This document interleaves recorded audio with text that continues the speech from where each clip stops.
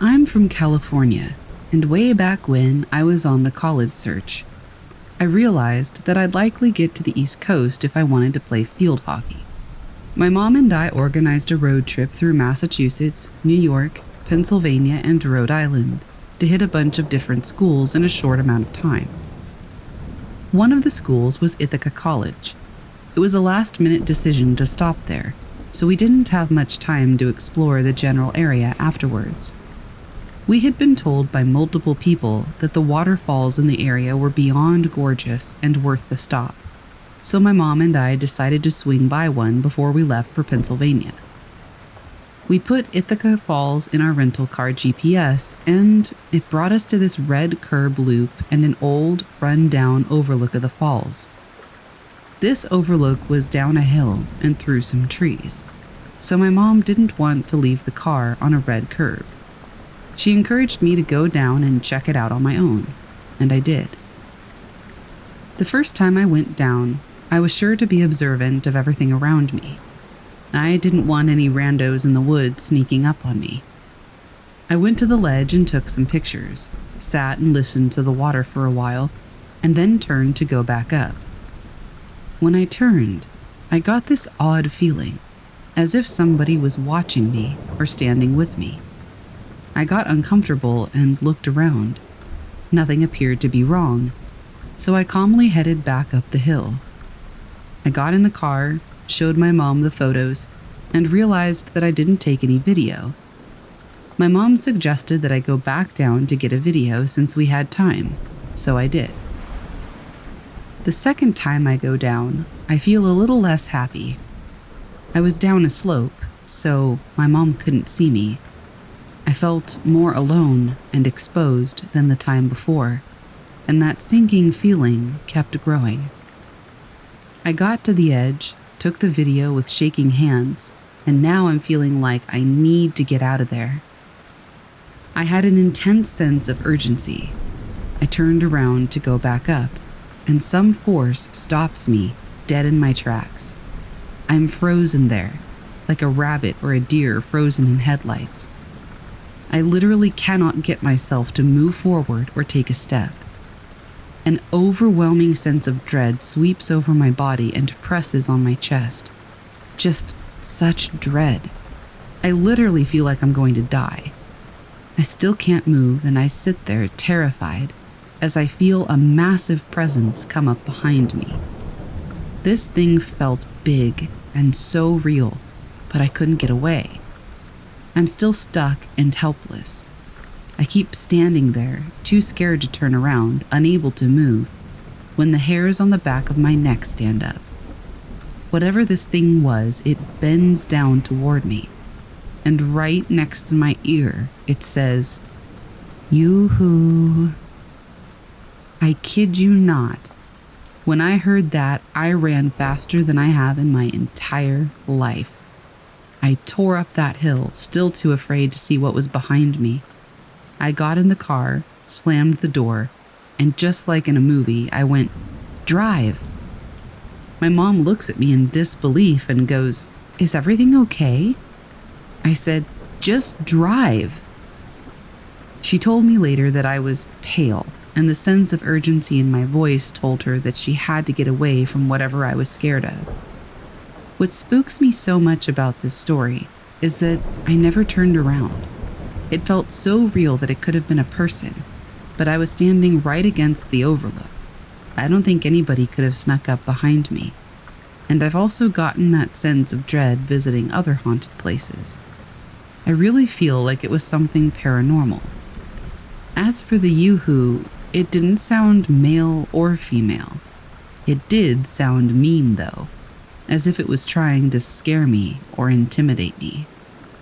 I've had a few paranormal experiences, but this one certainly takes the cake for the scariest.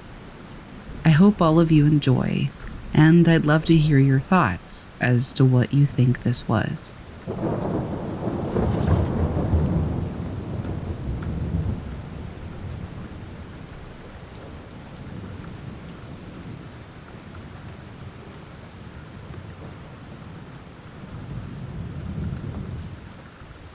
This happened about 2 years ago, nearing the end of September. My aunt and her friend decided to fly up to New York from Panama to enjoy a mini vacation with my parents and I. Although many strange and paranormal experiences have happened to me ever since I was little, this event stayed with me and affected me more than the other experiences.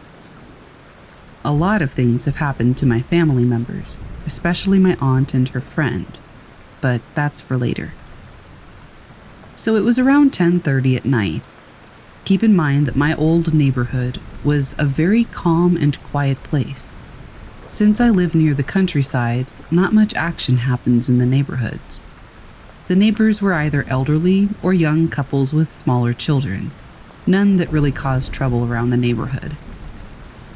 There were only about 20 to 25 houses in the entire neighborhood that I lived in.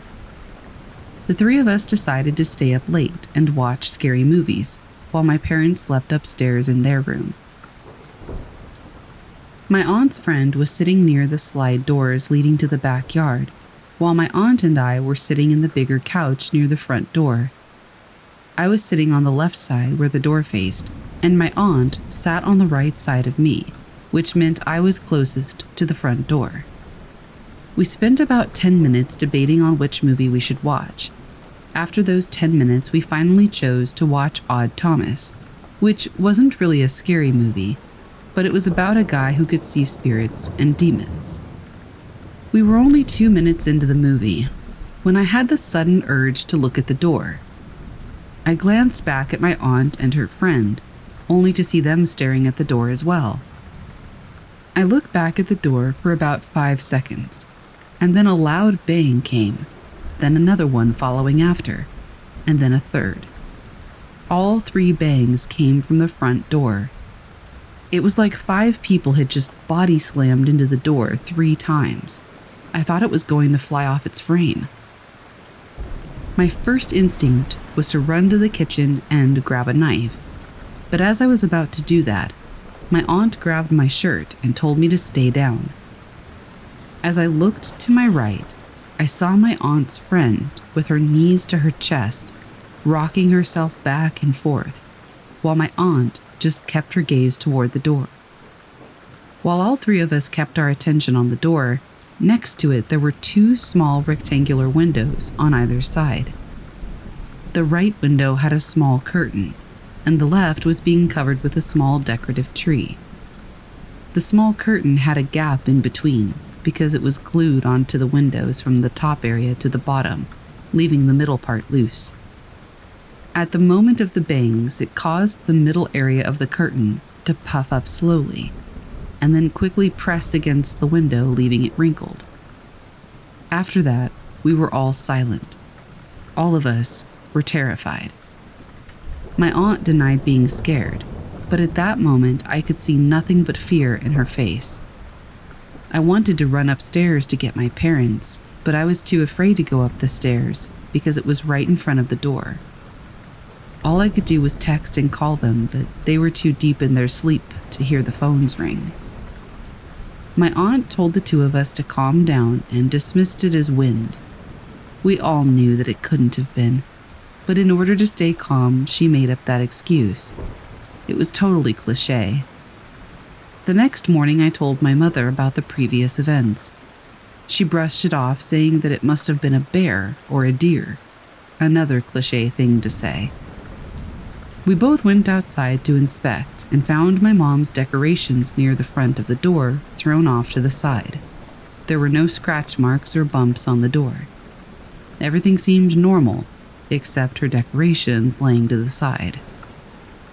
When the 3 of us looked at the door, the night of the event, there wasn't anything that could have caught our attention.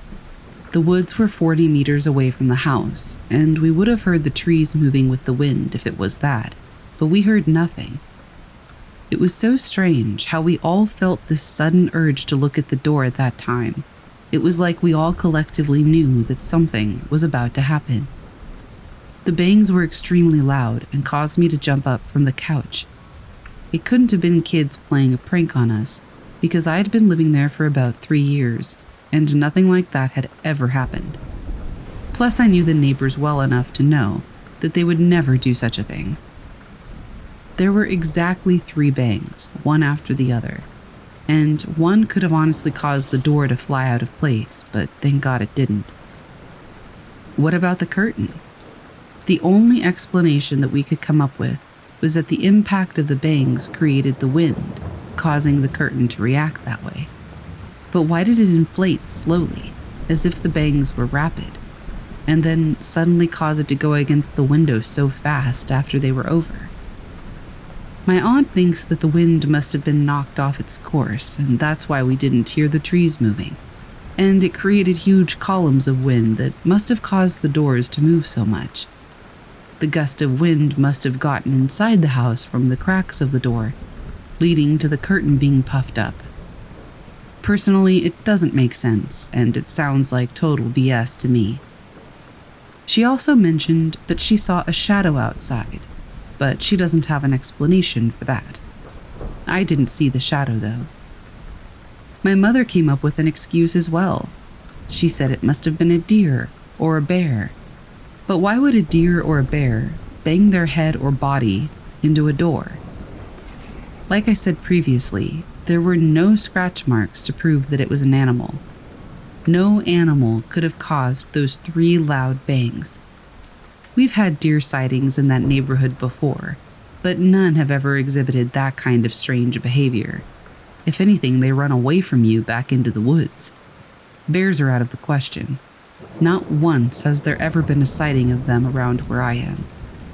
I should also mention that we had the lights from outside on, so why would an animal come that close to a house, especially a door, that's clearly being illuminated by a light? Like I said before, the animals in this area are pretty skittish and are generally out of the question. As I mentioned, my aunt along with my mother have had many unexplained experiences, and they do believe in the paranormal. I think the only reason they tried to make up an excuse for this situation was to prevent me from becoming paranoid and afraid. It's pretty late for that now, though, since I've had my fair share of experiences as well. My aunt's friend has seen some things too. My aunt told me that when her friend was younger, she suffered really badly from night terrors. She said that she saw things, demonic identities as she described them. She would wake up screaming and crying. It was traumatizing for her. Her family had always been religious, and they prayed for her every night, and slowly those things haunting her went away as she grew up. That really creeped me out, and led me to believe that she might have brought or attracted that thing to my house. Or maybe it could have been something else. Whatever it was, I hope it never happens to me again. And if you know what it was, let me know.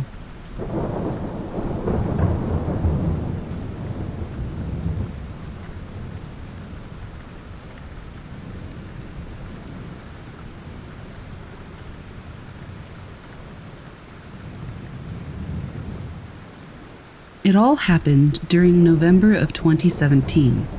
I had just graduated and decided to sign up for the school's annual graduation trip to Johor and Singapore. At the time, my friends and I subscribed to very dumb content on YouTube, such as the 3 a.m. challenges. I can't believe I used to think that that was legit. When we arrived at the hotel at 10 p.m., my friends and I that were assigned to the same room decided to push through the fatigue and stay up until midnight to go explore the floor, or in other words, go ghost hunting.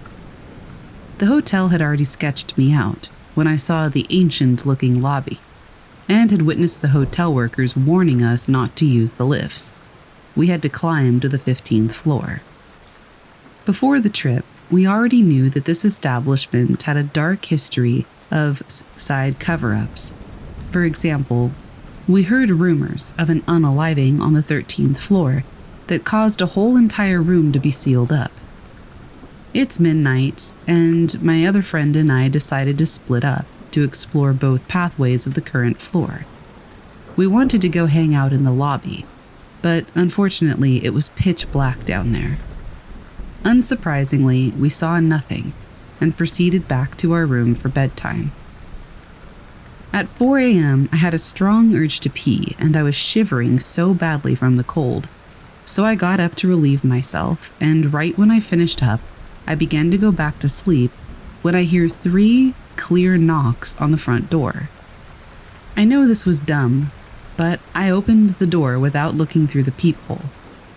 I swear that if it was somebody with malicious intent and not some kind of paranormal thing, that would have turned out pretty badly.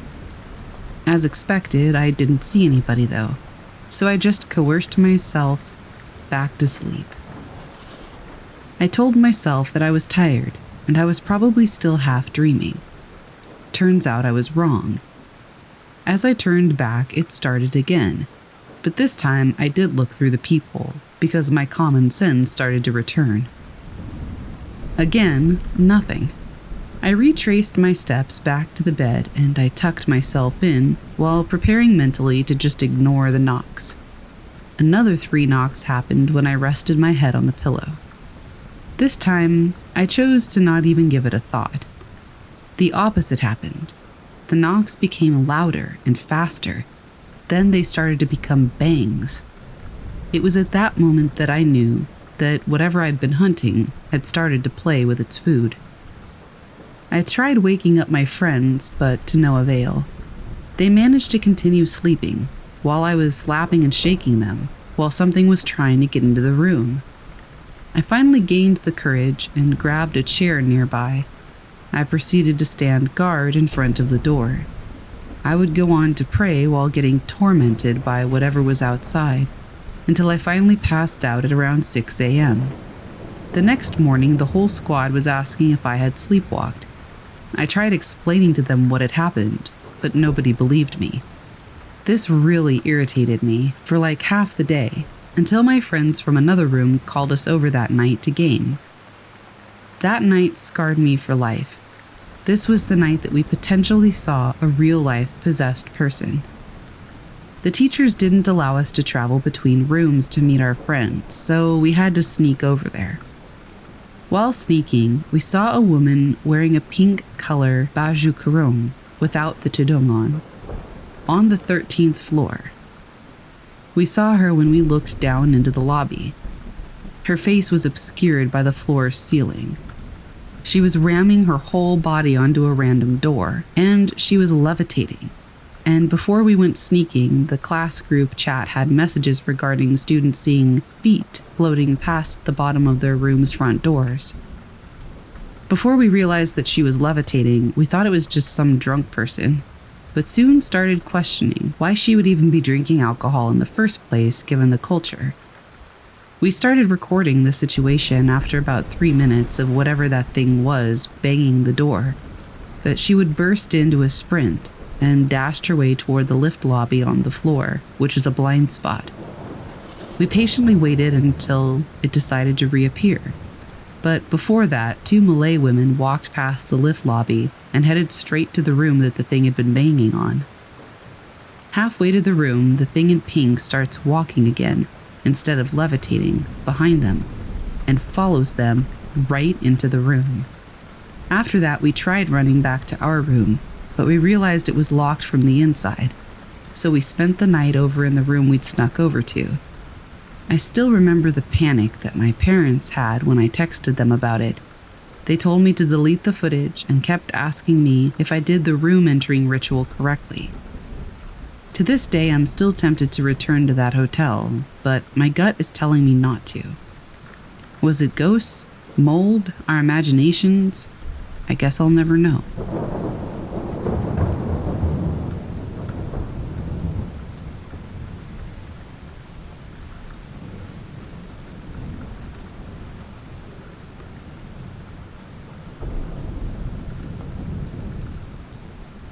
This story is real.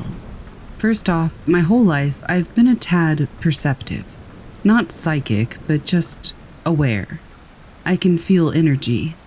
That feeling you get when your body tells you to run or fight. That feeling in your stomach, hundreds of knots at once. A true scare.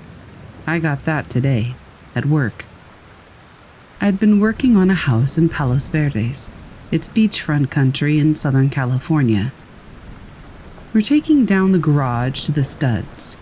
I can tell you that whatever is in this house was furious about it. Banging, knocks, catching figures out of the corner of your vision, disembodied voices, and just that feeling. There were only two of us there. I'm pretty big, so I can tear stuff down pretty easily. The guy I'm working with was wearing wireless headphones, so he couldn't really hear the things that I did. Whenever I would hear something, I would say, "You didn't hear that?" He would just shake his head. I don't really know the history of this house. The family living there is currently living somewhere else while we remodel. It's just day 2, and I'm already starting to get freaked out. We started finishing up, putting all the tools away, and then I hear it. It sounded like something terrible was happening to someone. It was just a horrible scream. Even my partner heard it this time. "Now do you hear it?" I asked. He gave me a stern look and said, "Why do you think I brought headphones?" We both started to laugh nervously. I started to wonder because this is daytime. Why are they so prevalent? And if any of you were like, "Pics or it didn't happen," I get that.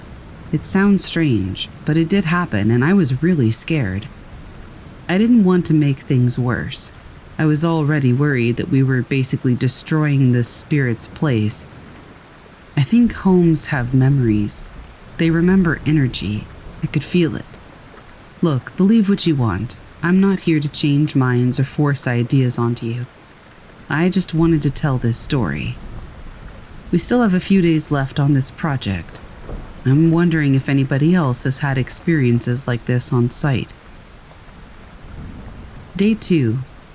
Hey, I'm just posting this update. We came back. Last night I had nightmares about zombies eating me, so there was that. I don't know what that means, if anything, but it was horrifying and unusual. I dreaded coming to the house. We opened the locked door to access the rest of the remodel. Now, I always lock up super tight because I have a lot of tools. But when we walked in today, my stuff had been thrown everywhere. I was furious, thinking kids had gotten in and stolen my stuff. I looked around and there were 2 windows boarded up solid with thick plywood an inch thick, probably 10 screws in each. Both were still boarded up solid. And then came the confusion, trying to figure out what was taken, but nothing was missing. It was just all thrown around on the ground. It's funny, we didn't think to take a picture until after we had cleaned it all up. Today I will keep my eyes open for more activity. I just want to get done with this as soon as possible.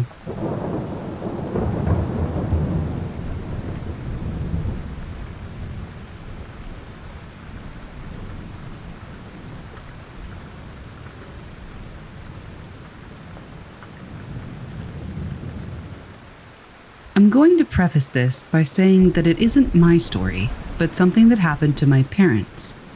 They live in Western New York, upstate, and they're very open to all kinds of supernatural stuff. My dad has reason to believe in aliens, for reasons other than this encounter. That's a story for another day, though. It might be a good time to add that my parents do not use substances or alcohol, and they're very sharp as far as memory, cognizance, and intuition goes. I'm just going to copy and paste the text message that my mom sent me about this experience. I thought somebody would find it interesting, or maybe even have an explanation for them. This is what my mom had to say. Last weekend, we were coming back from Jamestown. Dad and I saw a UFO, or something. Between Randolph and Steenburg, there was a huge, very bright light, blinking off and on in the sky directly in front of us, and it was falling from the sky. Except that it was shooting directly downward. I thought it was a falling star at first, but after it blinked repeatedly, I thought, that's not a falling star. I even thought it might be a plane, but it was too bright and too fast, and it was plummeting downward with intention. Then, all of a sudden, mid-sky, it was just gone. I thought, well, it must have gone behind a hill or a mountain or the trees. Right then I said, "Did you see that?" And at the same time, Dad said, "What the heck was that?" He said that he was thinking the same thing I was.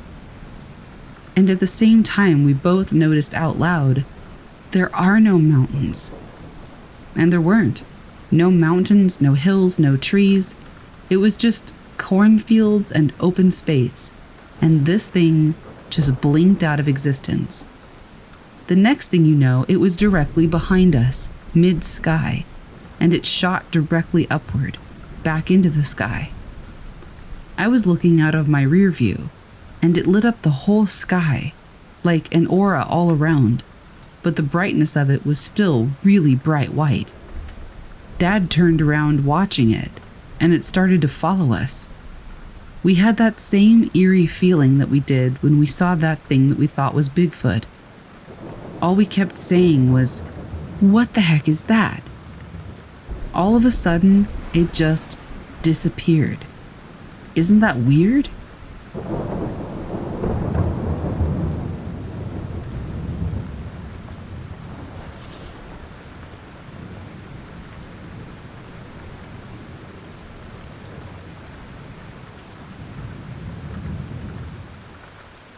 My boyfriend and I went to visit family in New York, and we stayed at the Hyatt Grand Central. I believe that there's a paranormal world due to having experiences in my childhood home. I also know that Grand Central Station is known to be haunted. Our hotel was connected to the station, but I didn't think anything of it. Of course, ghosts can't travel from building to building, or so I thought. It was our last night, and I was asleep. I woke up to the sound of the hotel doorknob moving, as if somebody was trying to come in, but I never heard the door open. I closed my eyes and said to myself, "You're just imagining things." I heard it again, and I looked up. When you walk into this room, there's this long walkway, and the bed is to the right. I looked up, and I swear to Jesus and all of his disciples that I saw a man, a tall figure with black eyes, peek around the corner. I screamed, "Somebody's in here." As soon as I screamed, he disappeared, and I heard the doorknob again, as if he had walked out. My boyfriend jumps out of bed, butt naked, and runs around the room. The door was locked, so I don't believe it was an actual person, because hotel doors are heavy, and you can usually hear when somebody opens and closes them. Of course, you can't lock the door behind yourself. I only heard the doorknob move, but never heard the door, so we figured it was a spirit. I later found out that there are tunnels from the hotel to the train station, and many people have died in the tunnels. Beautiful hotel, but I will not be returning.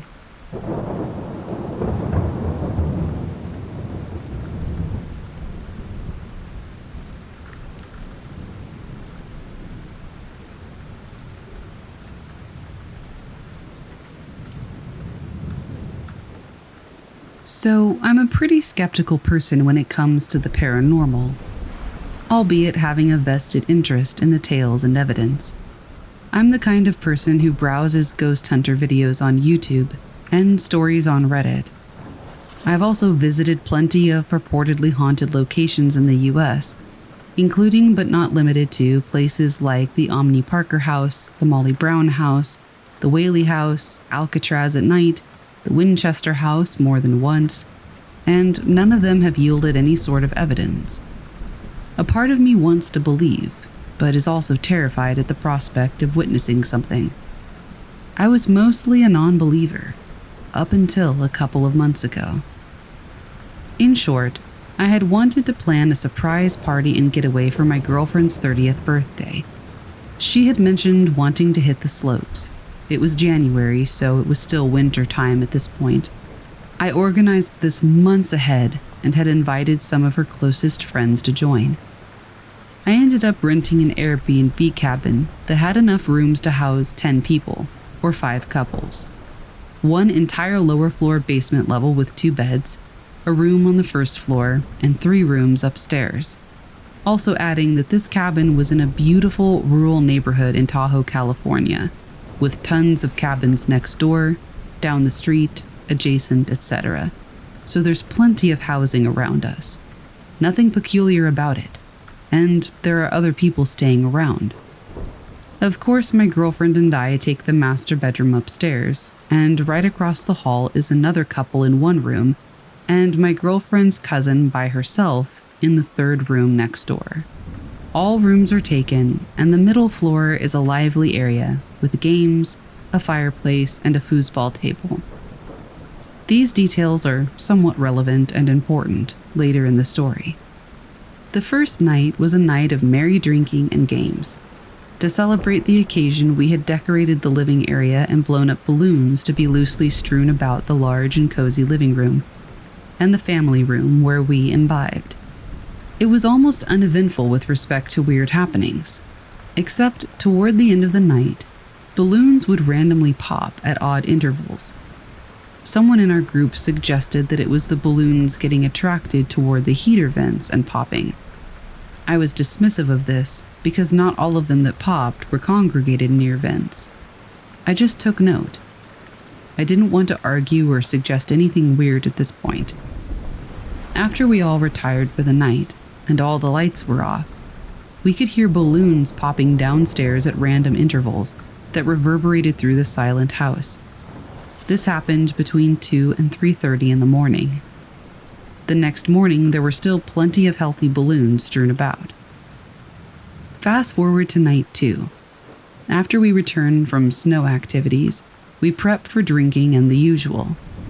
After a full day's worth of shredding the snow, we're all collectively tired a bit earlier than the previous night, and we decide to retire around 11:30 to midnight. Here's where I personally experienced things that got me feeling irked. Since it was cold, I decided to go downstairs to turn on the thermostat or heater. Our couple friends across the hall had their door slightly open ajar, the lights were on, and the bathroom was in use. As I'm going downstairs in the dark stairwell, I hear the floorboards behind me creak. I figure it was my friend coming out to follow me for a cup of water or to go to the kitchen. As I walk across the living room and stop at the thermostat, the lights are still off at this point, and the creaks continue. And then I hear it stop a few feet behind me near the kitchen. The kitchen lights don't turn on, and I hear nothing else. Feeling like he was waiting behind me and I was being watched, I said, "What's up, dude? Need something?" I turn around, and nobody is there. I've only ever read about this dreadful feeling of being watched, and it is indeed every bit as dreadful upon realization in person. A minute ago, I swore someone followed me down. I was taken aback, and my skeptical self once again took note and spoke nothing of it. I went back upstairs. About 30 minutes pass, and it's still cold. At this point, everyone is asleep, and I decide to turn up the thermostat a couple of notches. Nothing crazy. I turn on the upstairs hallway light bright enough to light the steps and see from downstairs. I proceeded to head downstairs and stop once again at the thermostat. No floorboard creaks except for my own this time. As I'm turning up the thermostat and thinking to myself how odd that creaking was the first time, a noise broke my train of thought. I hear the ball from the foosball table, several feet away near the fireplace, audibly roll across its surface and hit one of the side walls. Nobody is around, and I am certainly too far away to touch it. I froze in fear and hastily went back upstairs. Somehow I went back to sleep, not even knowing how to mentally process the increasingly evident occurrences. I eventually fall asleep under the pretense that nothing is definitive enough for me to be conclusively sure that this cabin is haunted. I don't mention or wake anyone up about my experiences. The next morning, as we leave and drive back home, the balloons were brought up by my girlfriend's friend and couple who stayed across the hall. I took this as an opening to talk about my experiences, and I disclosed them. At this point, my girlfriend's friend goes pale, gets really serious, and tells us that the previous night she was still wide awake when she noticed a dark figure standing at the foot of her bed. She states that she went into panic mode after blinking and realizing that it wasn't a dream or a hallucination. She shook her boyfriend awake, the guy that I thought had followed me down the stairs earlier that night, only to have it disappear when he woke up. This, by far, coupled with my experiences, is undeniable evidence. I myself was wide-eyed upon hearing this solid piece of information. My girlfriend's cousin, who stayed in the room next to us, then mentions that she heard what sounded like breathing in her room, but dismissed it as naturally occurring sounds of the walls of the cabin. These events standalone could be nominal and may be explained, but collectively, it's really hard to deny that something was present and amiss. I'm hoping that this is the extent of my run-ins with the paranormal, because I don't want to experience anything like this again. The universe has made this skeptic more of a believer.